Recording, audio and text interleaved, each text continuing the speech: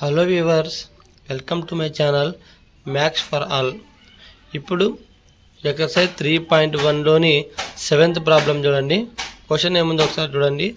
Draw the graphs of the equations x minus y plus 1 equals to 0 and 3x plus 2y minus 12 equals to 0.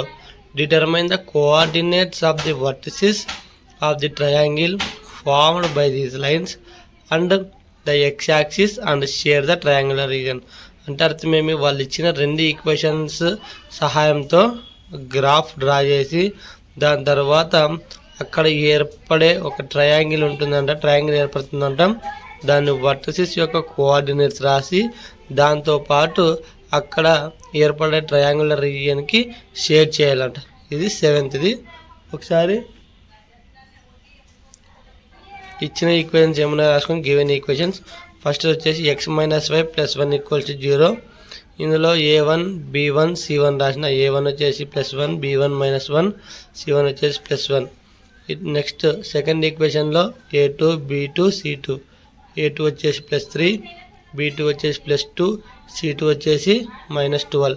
ఇప్పుడు a1 by a2, a1 అంటే plus 1 by a2 అంటే plus 3, b1 by b2 minus 1 by 2, c1 by c2 plus 1 by 12.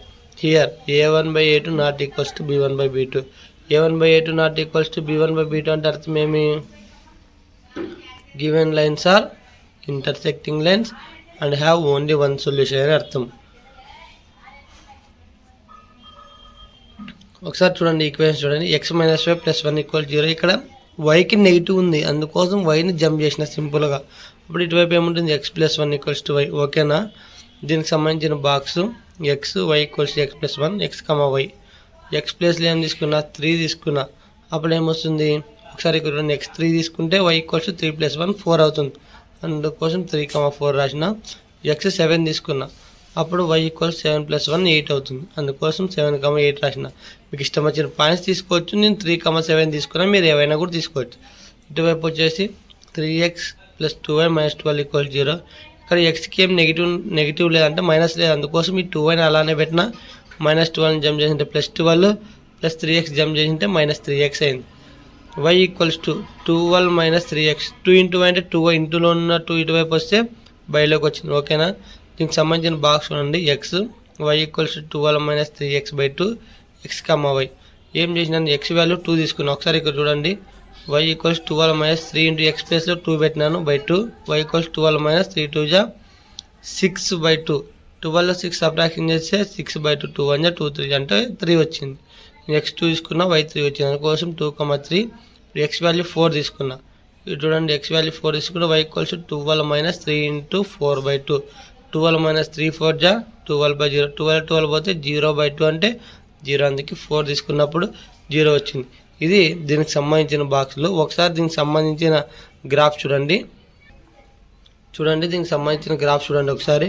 ఇక్కడ ఏముంది point చూడండి, 3,4 అనే point ఉంది. ఓకేనా, 3,4 ఉంది కాబట్టి ఇక్కడ ఏం చేసినాం, 3,4 అనే పాయింట్ ఇక్కడ పెట్టినాం. తర్వాత ఏముంది, 7,8 అనే పాయింట్, అందుకోసము 7,8. ఈ రెండు పాయింట్స్ని జాయిన్ చేసినాను ఈ విధంగా. తర్వాత ఏముంది, 2,3 అనే పాయింట్ ఉంది, అందుకోసం 2,3. ఓకేనా, ఎక్స్ యాక్సిస్లో 2 వై యాక్సిస్లో 3 పెట్టినాను ఇక్కడ. తర్వాత 4,0 అంటే 4,0 అంటే ఎక్స్ యాక్సిస్లో 4 వై యాక్సిస్లో 0 అంటే ఇక్కడే వస్తుంది.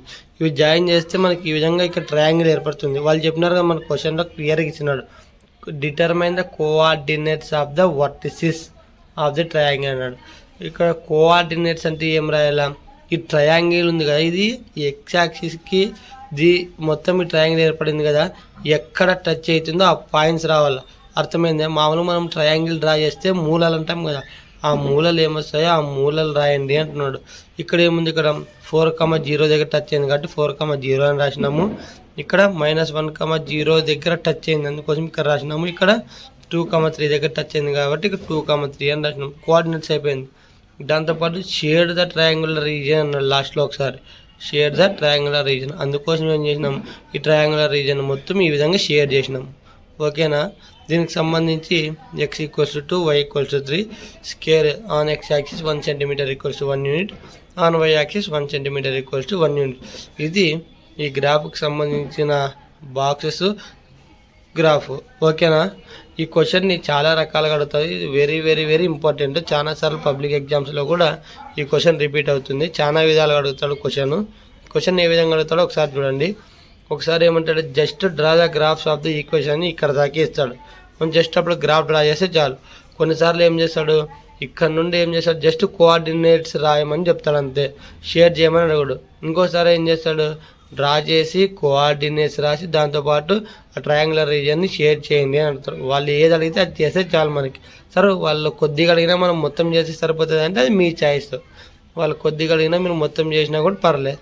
ఓకేనా. మీకు ఈ వీడియో నచ్చినట్లయితే లైక్ చేయండి, షేర్ చేయండి, సబ్స్క్రైబ్ చేయండి. Thank you.